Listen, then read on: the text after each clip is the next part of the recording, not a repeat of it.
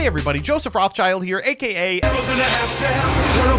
and we are back with another Twitter thread. Today we're talking about cards that were bad and then became good. Cards that got a glow up over the course of Yu-Gi-Oh's history, and I'm beginning with one of my favorites, Terraforming. Despite what some of the individuals in the comments would have you believe, this card was not particularly powerful at first release. Its use case was searching Necro Valley, which was admittedly okay in Gravekeeper. As the power of field spells ramped up, it became unbelievably strong. I remember a time when this card was the cornerstone of field spell control, one of the coolest decks in Yu-Gi-Oh's history. At least it was crazy by 2010 when they had Dragon's Ravine. Let's see what you all came up with. Meow says 2009, banish a card until your opponent's next end phase. What a waste of 2,000 life points. Games last far longer than 3 turns. 2022 to 2023, your best card is gone. A pointer of the Red Lotus was good for a number of reasons, but I think the real stealth reason this card was broken is it gave you perfect information about what your opponent was playing and like what tools they had at their disposal. It's actually crazy it took that long for this card to be seen as broken. I think as early as like 2017, this card was unbelievably powerful. Great answer out of RJ. Surprised to not see deck lockdown on here. This card was the epitome of potential man. For so long, it was the 4th best side deck card against Glads.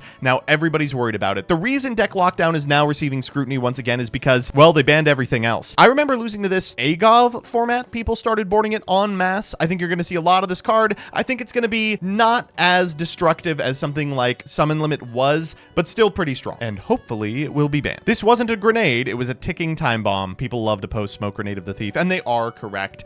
This is meant to be some sort of payoff for a silly little combo, but it turns out if the silly little combo is accessible every single setup, it's super good. Wow, we're like 3 in, and we've already done 2 hand drip cards. I wonder what that means. I wish correct. This card was pennies on release, was in bulk until people started using it competitively, and Dragon Ruler went from 25 cents to $25, the most hated card in the game until its banning. Special Summon Floodgates are a weird kind of card, because cards like this and Royal Oppression really did have to hit a sweet spot of Yu-Gi-Oh just evolving enough for them to be unbelievable. Went from a 1-for-1 beater to oops, found this out of my top 5, now I have full combo through Nibiru. This is one of those cards that was benefited by an archetype that supported it in Adamancipator, but it always felt like it theoretically could have been pretty good. You know, in a deck that doesn't need its normal summon, you can slap this down and then you don't lose to Ash. Was so frustrating against Adamancipator because like there were a ton of hands where like you're like, okay, I've opened like Ash plus Nibiru, that should be enough to stop the full end board, unless they randomly hit Koakai Mairu Guardian, in which case I lose. Super Polymerization required very specific board states to be able to use your opponent's monsters as fusion material, and often required a lot of extra deck planning to play. Now because of Garura and Mud Dragon, you have an 80% of being able to clear your opponent's most troublesome cards, but importantly, Yu-Gi-Oh also had to evolve to the point where you were just summoning a bunch of monsters, and removing them from the field automatically won you the game. When rulers were showing up in Japan, I spent a full day digging these out of my bulk in my mom's basement to sell for $10 a piece at a common. There's an elegance to rulers, but Rejuve can't be a part of it. This is a strange one because it absolutely required like a master rule change,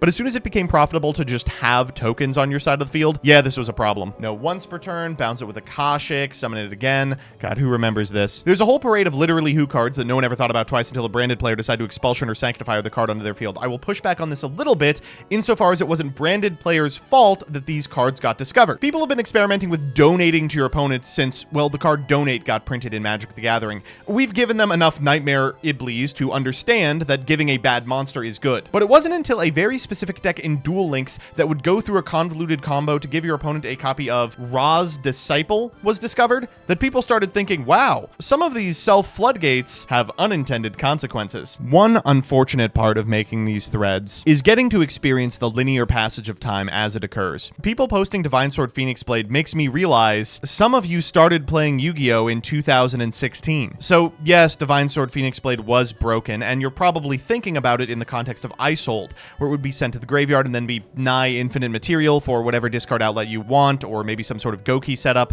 But prior to that, it was broken in a lot of silly YouTube FTKs that looped Primal Seed, and prior to that, in the beautiful year of 2007, was Airblade Turbo.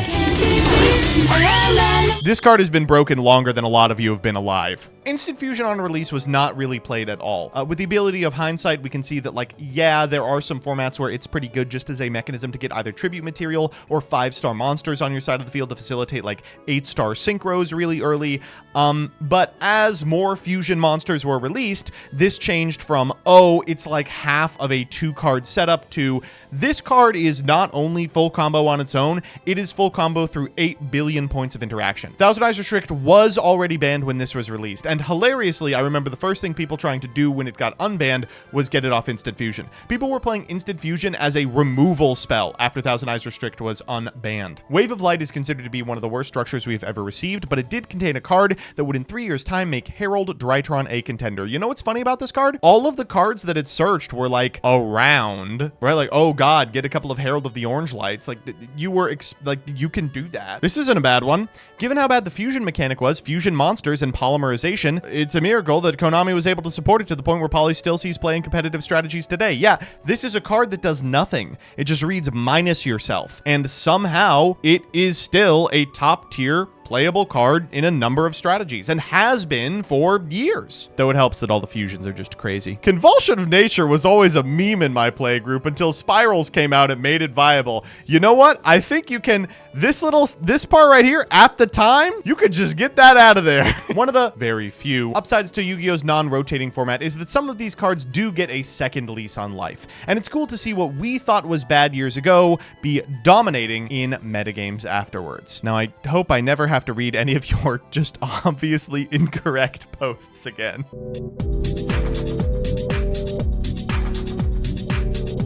This card was never bad. This card was broken immediately. People were trying to break this the second it came out. Another one of these answers. Dog, what are you talking about? Written by someone born in 2014. No, people were playing this card too. She was not a completely useless card. Guru decks played this forever. What are the best possible things you could rank up a spent Dante into? Real heads know we were playing Lullaby of Obedience calling Dino Wrestler Pankratops every single Hulk tuner. Yeah, I mean, when would Glow Up Bulb ever be good? This was the most hyped card that released in the same year as every single Gumblar combo deck. Chat, Mari Mare wasn't some card we discovered in bulk. It was printed in Inov. Like, Yazi had been out for years by the time we got this card. It was so crazy on release, there's no way. Who can remember the insanely mid card Maiora the Destructor, the Day Zero FTK? They're in the same structure as the rest of the fucking Chaos Dragon cards. Are you of the opinion that this card was ever bad? You're gonna tell me Scapegoat wasn't ever good? It came to us limited. Signet mining was immediately broken. A joke played for the free material.